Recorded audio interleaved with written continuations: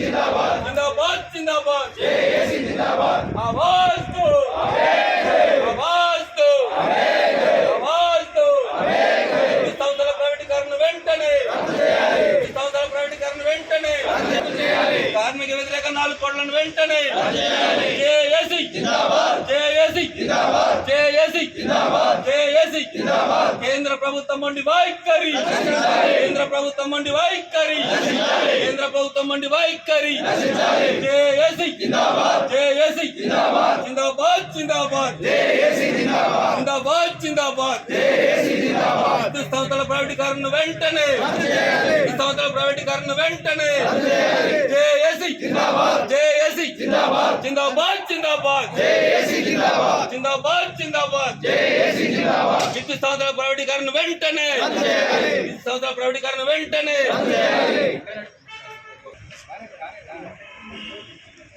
आवाज दो आवाज दो విద్యుత్కరణ వెంటనే రద్దు చేయాలి ప్రైవేటీకరణ రద్దు చేయాలి జేఏసీ జిందాబాద్ జేఏసీ జిందాబాద్ జిందాబాద్ జిందాబాద్ జేఏసీ జిందాబాద్ జిందాబాద్ జిందాబాద్ జేఏసీ జిందాబాద్ విద్యుత్ సంస్థల ప్రైవేటీకరణ వెంటనే రద్దు చేయాలి విద్యుత్ సంస్థల ప్రైవేటీకరణ వెంటనే రద్దు చేయాలి విద్యుత్ సంస్థల వెంటనే రద్దు చేయాలి సేవ్ పవర్ సెక్టర్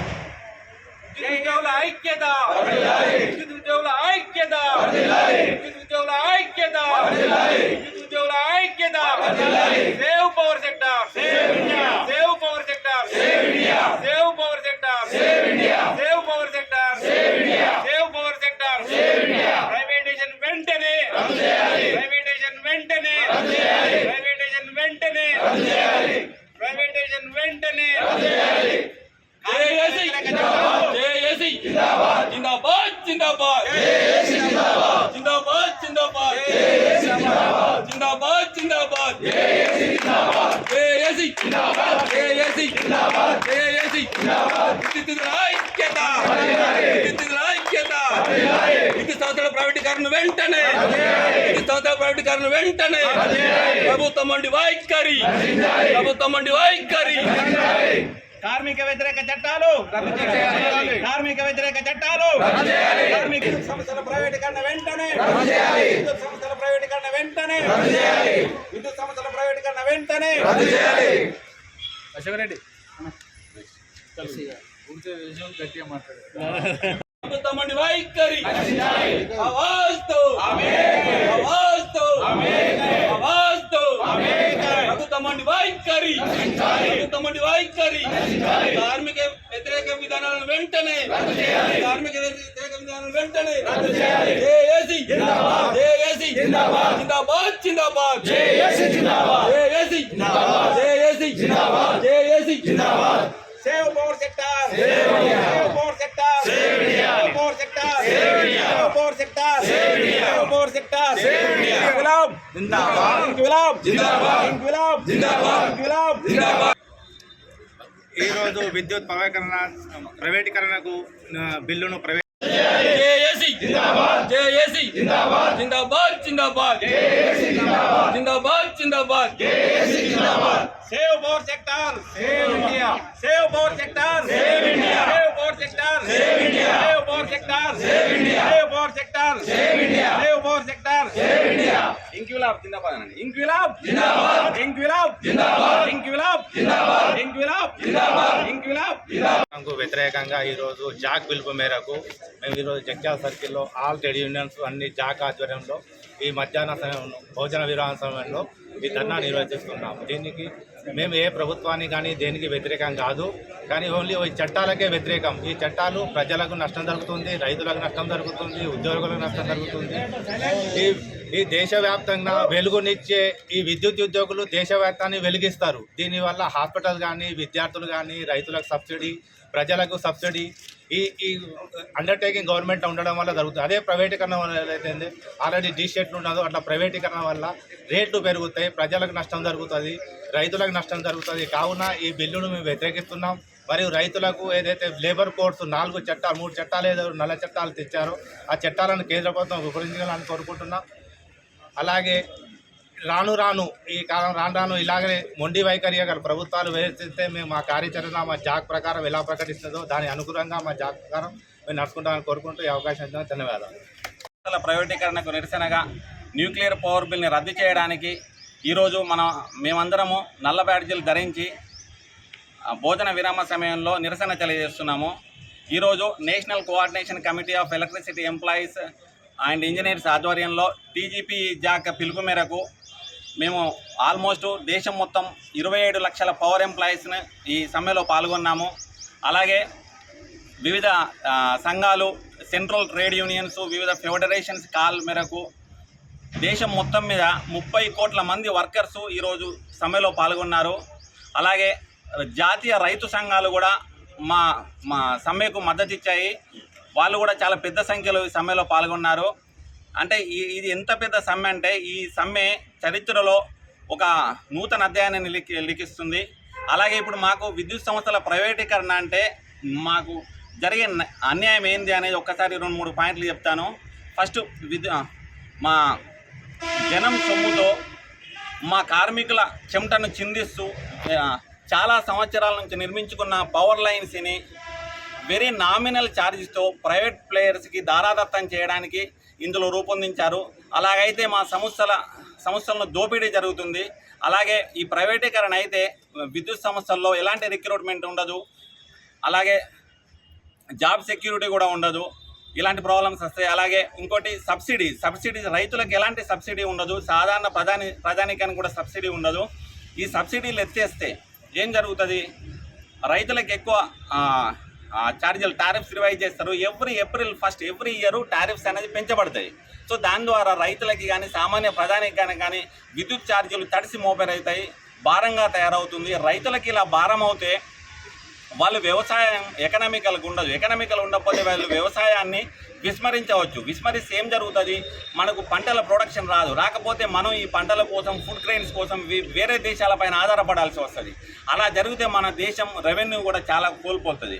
ఇట్లాంటి ప్రాబ్లమ్స్ ఉన్నాయి. అలాగే మన ఈరోజు కార్మిక చట్టాలకు వ్యతిరేకంగా చాలా ట్రేడ్ యూనియన్స్ పెద్ద ఎత్తున పిలుపునిచ్చినాయి. మన కార్మిక వ్యతిరేక చట్టాల గురించి ఒక్కసారి తెలుసుకుంటే మనం 150 ఏళ్లకు పైగా పోరాడి సాధించుకున్న 29 చట్టాలను రద్దు చేస్తూ కోరలు తీసిన 4 చట్టాలను మాత్రమే కేంద్ర ప్రభుత్వం అమలు చేసింది. నవంబర్ 21, 2025 రోజు ఇది అమలు చేసింది. ఈ చట్టాలను ఇంకా రాష్ట్ర ప్రభుత్వాలు అడాప్ట్ చేసుకోలేదు. ఈ చట్టాలను అడాప్ట్ చేసుకున్న మనకేం ఇబ్బంది జరుగుతుంది అనేది 2 వాక్యాల్లో చెప్తాను. ఫస్ట్ జాబ్ సెక్యూరిటీ ఉండదు. ఎవరైనా ప్రైవేట్ ఎంప్లాయీస్ జాబ్లో చేరిన తర్వాత తీసేయడం అనేది చాలా ఈజీ ప్రాసెస్ కాబట్టి వెంటనే పెట్టుకుంటారు, తీసేస్తారు. ఫైరింగ్ ఈజీగా జరుగుతుంది, ఎంప్లాయర్కి ఫేవర్గా ఉంటుంది. అలాగే పని గంటలు పెంచుతాయి. ఇప్పుడు మనకి ఏదైతే 9 గంటలు పనిచేస్తున్నామో 9 గంటలు కాకుండా ఇది 12 గంటలకు పెంచబడతాయి. అంటే ఆ పని భారంతో చాలామంది కృషించిపోతారు. అలాగే రిక్రూట్మెంట్స్ ఉండవు. అలాగే ఇంకో విషయం ఏంటంటే ఈ కార్మిక సమస్యలకు కానీ కార్మికులు ఎదురవుతున్న సమస్యలు వారి పట్ల ఏమన్నా సానుభూతి కోసం కార్మిక చట్టాలు తీసుకురావడానికి మన కార్మిక సంఘాలు కానీ ట్రేడ్ యూనియన్స్ ఏదైనా సమ్మెను తలబెట్టాలంటే 14 డేస్ ముందు మేనేజ్మెంట్కి మనం నోటీస్ ఇవ్వాలి. నోటీస్ ఇవ్వకపోతే మనం లయబుల్ అవుతాం.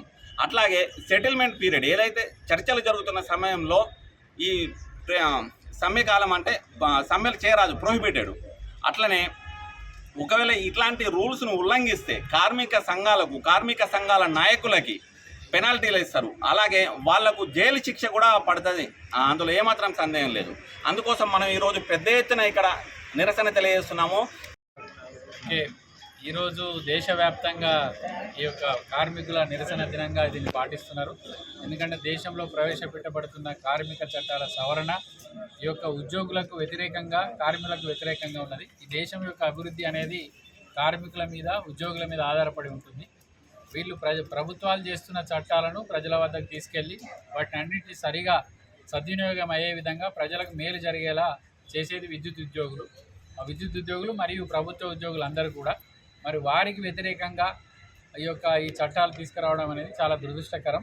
దాన్ని ఈ యొక్క విద్యుత్ సంస్థలు మరియు మిగతా ప్రభుత్వ సంస్థలన్నీ కూడా ఈరోజు ఈ యొక్క నిరసనలో పాల్గొంటున్నాయి.